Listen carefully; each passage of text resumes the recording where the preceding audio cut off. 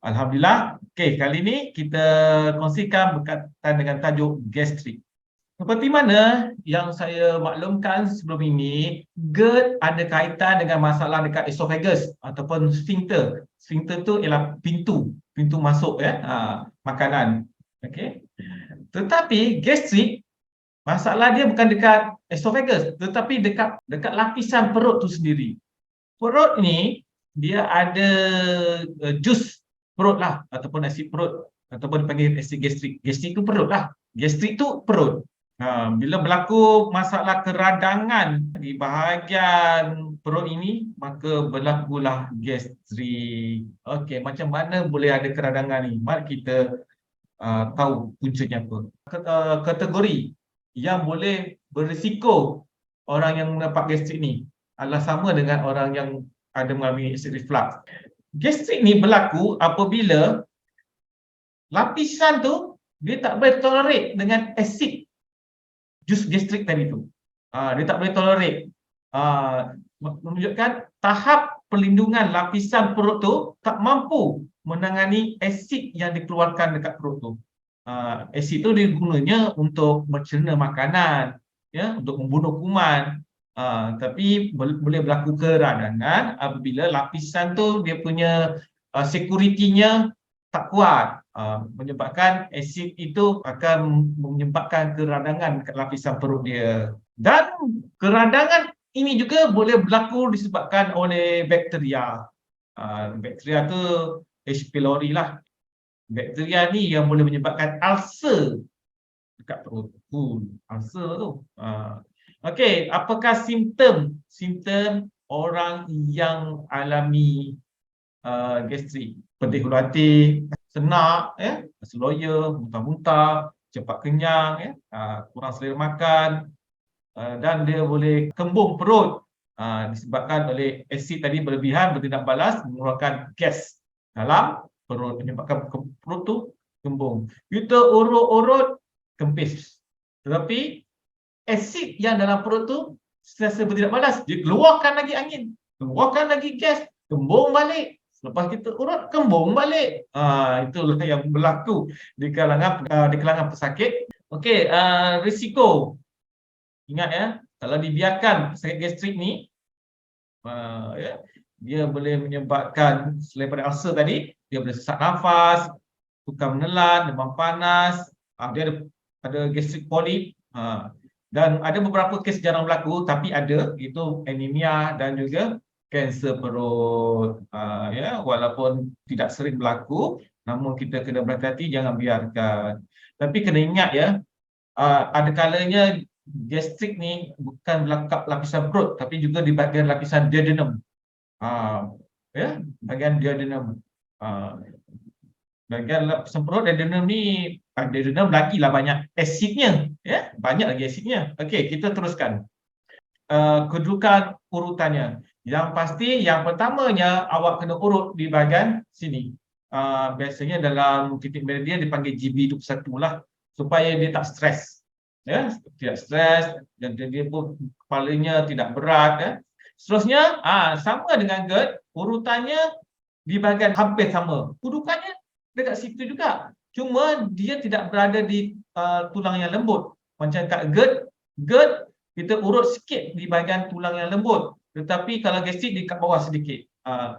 Anda jangan risau. Anda borong situ pun tak ada masalah. Dan anda boleh rasa ketepatan bila pengadu ataupun pesakit itu dia mengadu sakit di titik itu. Biasanya urut ke atas, ya. Kemudian kita turun urut ke bawah tapi bahagian sisinya pula. Bahagian sisinya. Anda boleh anggarkan 3 jari dari pusat. Urut di bahagian yang tanda merah tu. Kat situ mesti ada poin yang bersimpul, ya. Ada lingkaran di mana kedudukan titik itu biasanya ST21. ST21 bersebelahan dengan CD12. Kemudian kita kena urut sistem imun bahagian perut, iaitu urut ke bawah, urut dia. Kat situ ada satu titik ST36 dan bawah sikit ST37. Urut di sisi betis, ya, di sebelah luar. Urut je kat situ. Antara dua tulang tu, tibia dan fibula. Okey.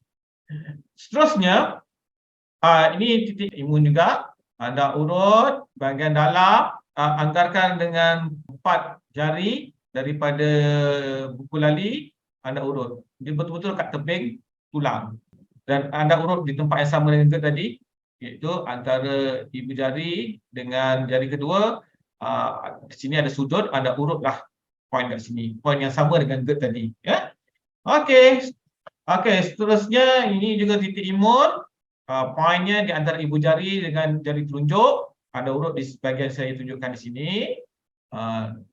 Tempat ni lembut. Tapi bila orang tu ada masalah gastrik, dia akan kembang ataupun bengkak di sini. Ya, urut je. Dan juga di titik di sini tempat yang tadi juga 3 jari, maka Anda urut di sebelahnya ni. 3 jari daripada pergelangan tangan. Kita juga pesakit gastrik ni, dia berapa mengurangkan kadar stres. Maka Anda urut di antara dua kening ni, GV 24.5, dan juga di tengah, sejajar dengan belakang telinga.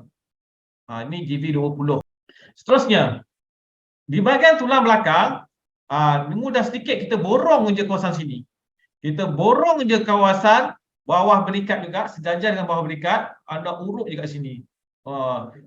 Kalau anda yang mahir tahu tentang tulang belakang, kat situ ada tulang belakang torasik P9, P10, P11, P12 dan L4. Urut kat sini, ya, insya-Allah kembung perut pun dapat dikurangkan. Okey, itu saja titik-titik urutannya. Kita tunjuk videonya pula. Mulakan urutan di bahagian bahu, di tengah-tengah di sini. Di sini ada otot trapezius namanya. Urut di bahagian sini. Anda urut di bahagian sini. Ya, urut dengan lembut. Okey. Di sini terdapat satu poin yang sangat keras. Jadi anda boleh urut di bahagian sini. Ataupun poin ini juga dikenali sebagai GB21. Urut di sini. Selama 1 minit serentak kiri dan kanan. Untuk merawat gastrik juga, kita juga beri tumpuan di bahagian abdomen, ya. Di bahagian sini juga kita kenal pasti mungkin terdapat ketulan, lingkaran, ya, simpulan urat yang berada di sini, ya. Anda urut daripada bawah ke atas, ya, daripada bawah ke atas. Okey, urut atas. Okey. Di bahagian sini biasanya simpulan tu berada di bahagian tengah, ya, di bahagian tengah. Poin ini juga dengan CV12. Dan sering berlaku juga ketulan selepas tulang yang lembut ni, ya. Selepas tulang yang lembut ni ada satu poin juga sering berlaku masalah ketulan, ya, simpulan yang berlaku di sini, ya, juga dikenali sebagai CV15. Dan di atas sini juga ada satu ketulan di atas sedikit daripada CV12 atau dia CV13. Sekiranya di bahagian sini juga ada ketulan, anda urut juga, ya. Urut satu poin ni selama 1 minit. Urut selama 1 minit perlahan-lahan, tidak perlu menggunakan kekuatan. Sekiranya mengalami masalah kesukaran bernafas dengan sempurna, anda boleh urut di celahan rusuk, ya. Ini rusuk, kita lembutkan dia, kita kumpulkan ototnya, dan kita urut bawah rusuk, otot diafragma, ya, kiri dan kanan. Okey, anda boleh urut seperti macam ni pun boleh, ya. Urut seperti ni, masuk di bahagian celah bawah rusuk dengan lembut, ya. Jangan menggunakan kekuatan. Urut perlahan-lahan. Seterusnya, di bahagian tepi ini juga kita perlu urut. ya. Bahagian tepi ini juga perlu kita urut, ya. Di sini dan juga di bersebelahan dengan pusat. Poin juga diurut kiri dan kanan. Kiri dan kanan. Okey, hendaklah perlu diurut. Urut di sini. Kat sini juga ada lingkaran, ada simpulan, ada kepingan agak yang keras. Urut di sini. Dia bersebelahan dengan tengah tadi. Ni C12 ni poin tengah antara ulu hati dengan pusat kan. Jika anda kurang pasti, anda urut je sekitar di bahagian sini. Memang sakit. Kita boleh detect ketepatan apabila kita tekan satu poin ni, pelanggan kita berasa amat sakit. Urut di kiri dan kanan. Kemudian kita urut sisi di sebelah pusat, ya, kiri dan kanan. Titik ini juga dinamakan sebagai ST21. Yang ini juga dinamakan sebagai ST25. Ya, serentak anda urut kiri dan kanan. Satu bahagian ni, satu ni seminit. Urut bahagian sini juga 1 minit. Seterusnya kita urut di bahagian kaki. Ya. Kita urut di bahagian kaki, ya. Kita urut di ST36 yang mana terletak di sudut antara dua tulang, ya. Kedudukannya ini kita letak 4 jari selepas kepala lutut.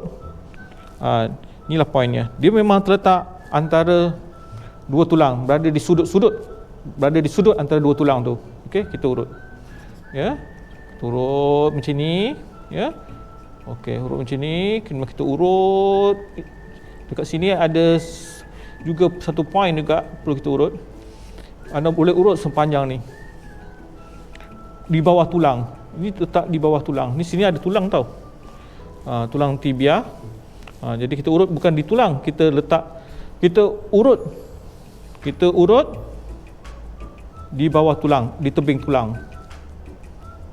Urut di sini. Ini poin, ya. Urut. Ataupun urut di macam ni pun boleh. Ya, atau urut macam ni pun boleh, ya. Tapi beri tumpuanlah dengan kedua-dua poin ni. Sebab poin ni selalunya yang bermasalah. Dan pelanggan pun akan rasa sakit poin-poin di sini. Seterusnya, kita urut di bahagian kaki.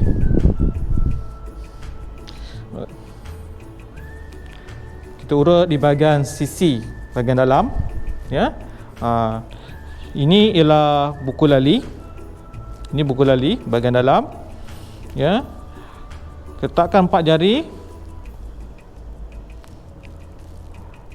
Kita urut di bahagian yang saya tunjukkan di sini, iaitu betul-betul di bahagian tebing tulang, di sisi tulang, bukan di tulang, di tepinya, ya, di bahagian otot. Okey. Urut di sini perlahan-lahan selama 1 minit di kedua-dua belah. Titik ini juga dinamakan sebagai SP6. Sangat sakit apabila ditekan, jadi urut dengan perlahan-lahan memadai. Jika anda tidak pasti kedudukannya, anda boleh urut di permukaan yang lebih luas seperti yang saya tunjukkan ini. Okey, ia betul-betul di bahagian bawah tulang. Di sini tulang, urut di sini. Bukan di atas tulang, di tepinya, ya. Seterusnya kita urut sudut di antara tulang ibu jari dan tulang jari kedua di sini. Urut di sini di kedua-dua belah. Urut selama 1 minit.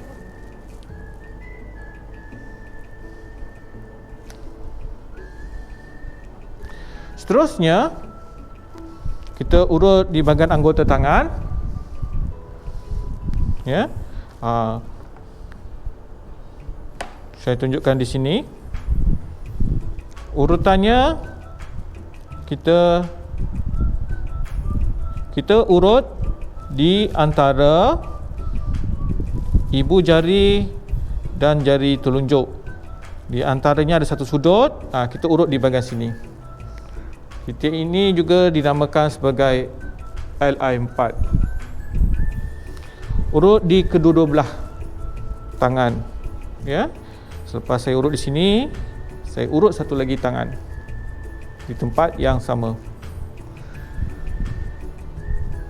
Seterusnya, saya urut di bahagian dalam. Ya, ni tapak tangan, ni pergelangan tangan. Kita letak 3 jari, poinnya berada di sini. Urut di sini juga selama 1 minit. Di sini terdapat satu ketulan. Jika anda tidak pasti kedudukan ataupun rasa ketulan tu, anda urut seperti mana yang saya tunjukkan tadi. 3 jari daripada pergelangan tangan, urutlah di tengah-tengah ni.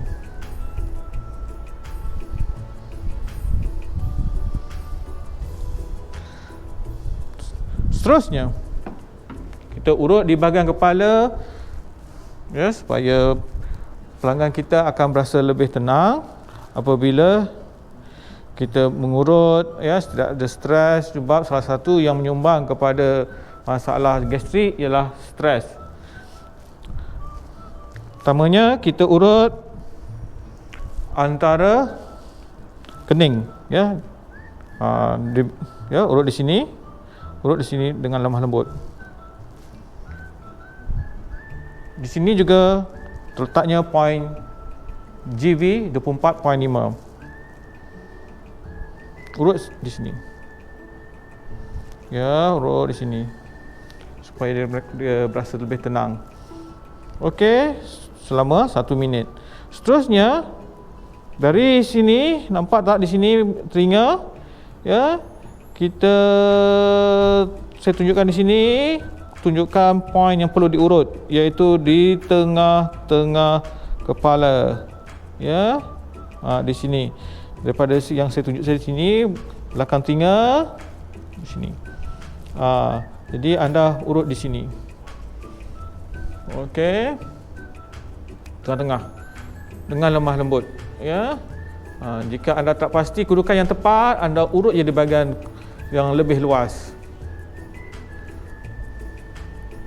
Di sini terletaknya titik GV20 selama 1 minit.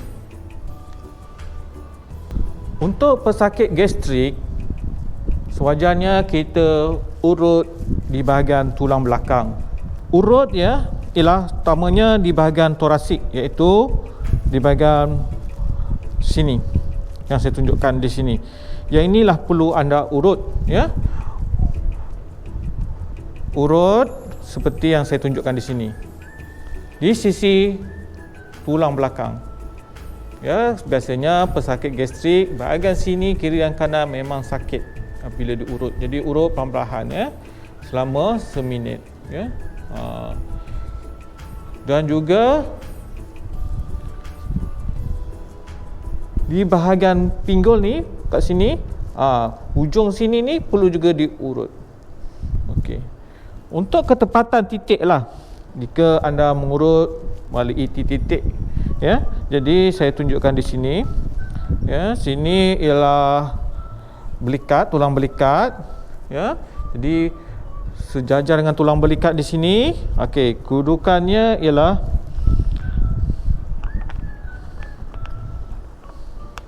di sini, ya. Saya tunjuk sini, 2 jari. Ini ialah tulang belikat, ya, tulang belikat. Anggaran 2 atau 3 jari. Di sini letaknya kedudukan T9, ya. Tengok saiz jugalah. Jadi tak ada masalah jika anda urut secara borong, ya. Okey. Anda juga perlu urut di bahagian di sini. Anda juga urut di bahagian sini. Dan juga anda perlu urut di rusuk terakhir, iaitu terletaknya tulang rusuk ya. Di sini tulang rusuk terakhir di mana saraf T12, T11, T10 dan T9 ya. Kalau berdasarkan titik meridian disebut BL18, BL19, BL20 dan BL21. Yang ini pula BL25. Terletaknya kedudukan L4 di sini. Jadi anda urut kedua-dua sisi tulang belakang. Anda urut di sini, di sini, di sini, di sini. Dan anda urut juga di hujung sebelum jumpa tulang pinggul, anda urut juga di sini. Okay, ini tulang pinggul. Anda juga perlu urut di bahagian sini. Jadi tak ada masalah jika anda urut secara borong. Ya, memang sini berketulan, ya, ada bengkak, ya, memang sakit. Dan last kali buat urut di sini. Setiap poin ni anda urut 1 minit, 1 minit, 1 minit, 1 minit dan 1 minit. InsyaAllah pesakit akan berasa lembut di bahagian perut ya. Kalau anda nak menggunakan kaedah urutan badan, anda boleh urut seperti ini yang saya tunjukkan di sini ya. Gitu saja pun boleh. Urut di sini ya. Lama sedikitlah sebab kita menggunakan tapak tangan, kita urut di sini. Keseluruhan ni kita urut lembut ya. Beri tumpuan dekat sini lebih lah, bahagian sini lebih. Urut di sini. InsyaAllah pesakit akan berasa lebih tenang ya. Dan kembung di bahagian perut akan menyusut insyaAllah ya. Dengan urutan anda boleh lakukan secara berkala ya. Sebab ada yang sangat sakit, bila kita urut sakit-sakit, tekan saja sikit dah sakit-sakit. Jadi kita minta dia datang sekali lagi, tetapi kita urut dengan perlahan. Perlahan. Tak memadai ke satu sesi ke? Bukan soal tidak memadai, tapi kemampuan dia kena urut tu tak tertanggung olehnya. Jadi kita urut perlahan pun dia sakit. Memang pun tak galakkan anda urut kuat. Walaupun urut perlahan dia sakit, jadi kita kena hadkan lah, jangan sampai tekan kuat, tapi kita cuba minta dia datang sekali lagi. Mungkin sesi kedua kadar tekanan, kadar kesakitan tu insyaAllah berkurangan.